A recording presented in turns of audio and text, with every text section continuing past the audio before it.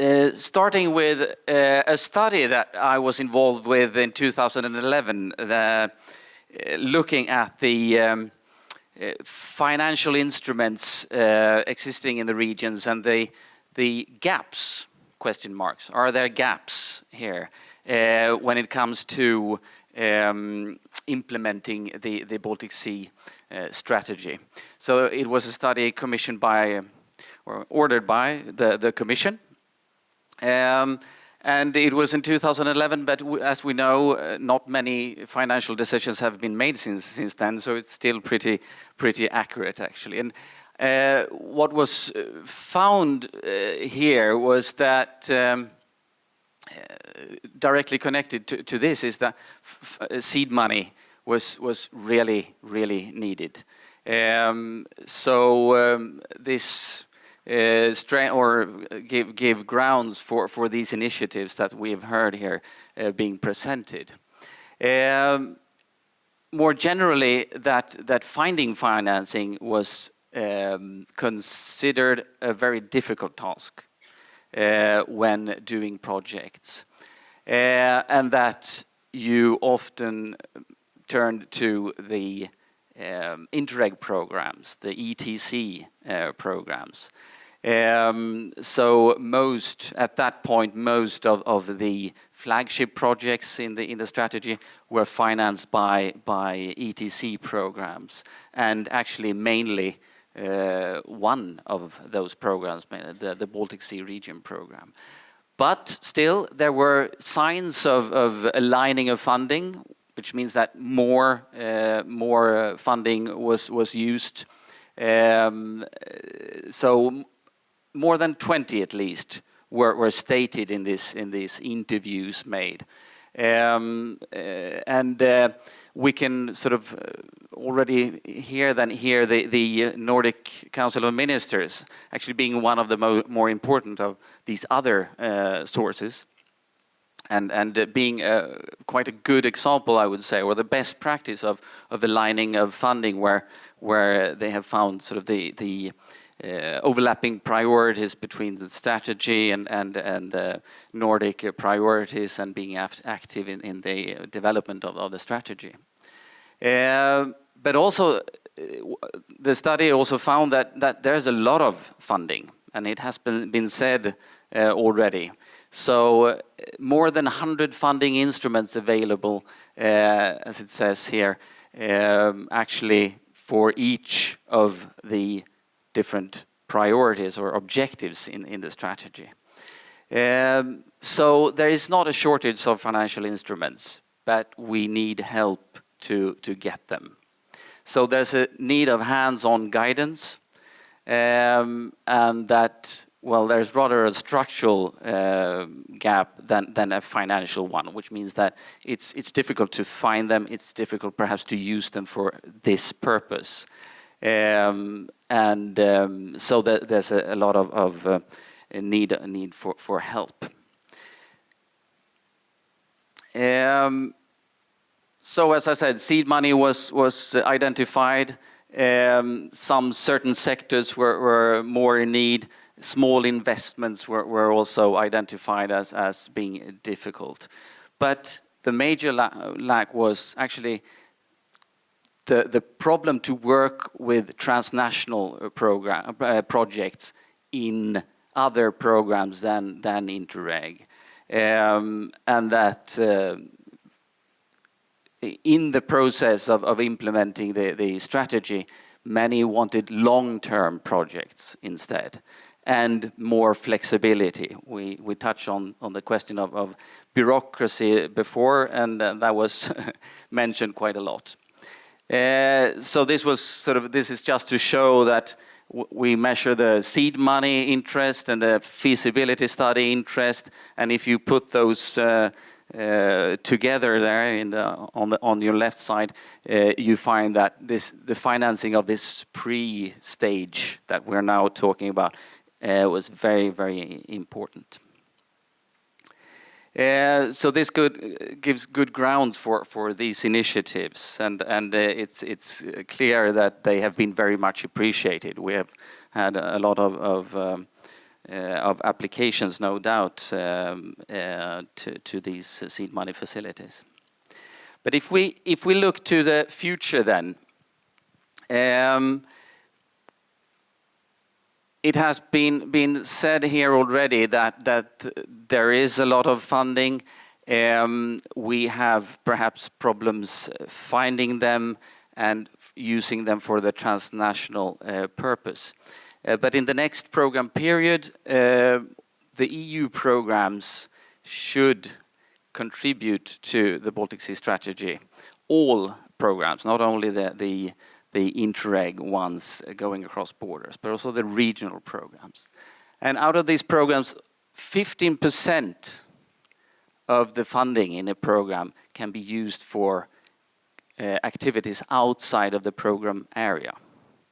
It's almost decided. This is a preliminary because it will be decided next week, I think. But this is likely to happen. And this is, of course, a huge source of financing. We have proposed in Sweden, in the Swedish programs, we have proposed to use this opportunity as hopefully as much as possible, and to facilitate this by introducing two options for project applicants.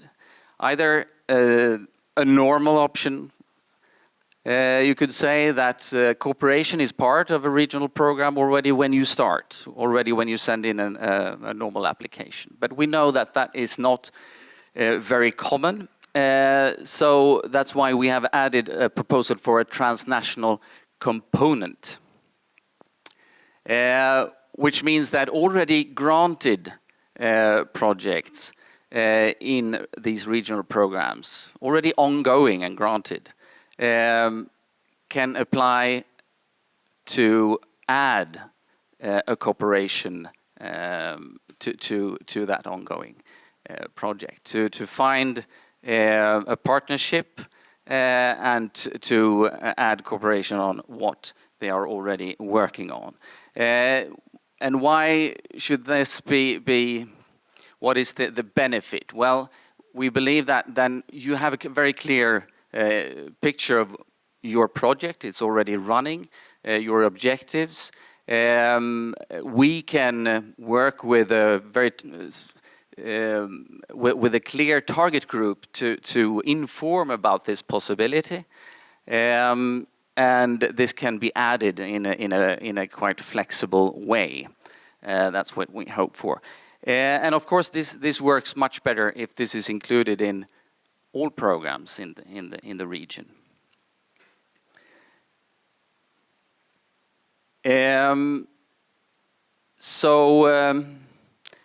If it's included in all programs, you can apply in Sweden for your part, and you can apply in the other country for the other part. And there's with open calls, there's a minimal need for coordination between managing authorities of the programs, for example. So that's what we gain with the flexibility here.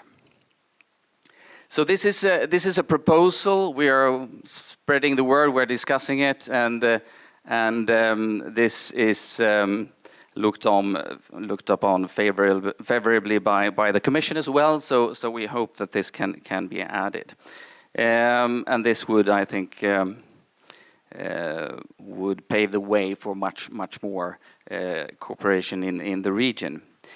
I will finish with some short reflections apart from this, based on the presentations as well. It's clear, and it was clear already there in the study, that seed money was very important. I don't think that it's a question of bridging only, but the impression is that seed money is important. There are a lot of new actors coming into cooperation thanks to the strategy. So my comment would be to keep seed money facilities even when the next program period starts with the new programs, EU programs, etc. And that this is introduced in programs, EU programs that do not have it in this program period, to introduce it.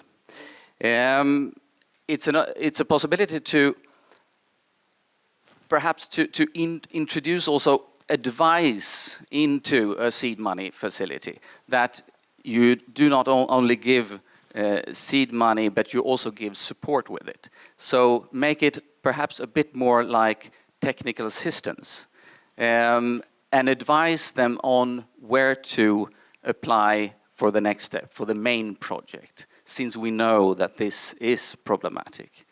But that calls for, of course, for someone to do it, and perhaps, I don't know, perhaps this initiative could be a start of that kind of cooperation, that kind of information gathering that could be sort of then passed on to seed money applicants. The proposal here of using the 15% in regional programs will make awareness rising very important, because these decisions in these programs, as you know, are made by local regional politicians, and it might be quite new to work with transnational cooperation. Awareness raising, where you and your experiences will be very important. And then finally, the role of the banks, investment banks, like the European Investment Bank, the Nordic Investment Bank, should perhaps be discussed more thoroughly. We know that the European Investment Bank now has a technical assistance facility for the Danube strategy, for example. Is that interesting also for this part of the region, Europe? Thanks.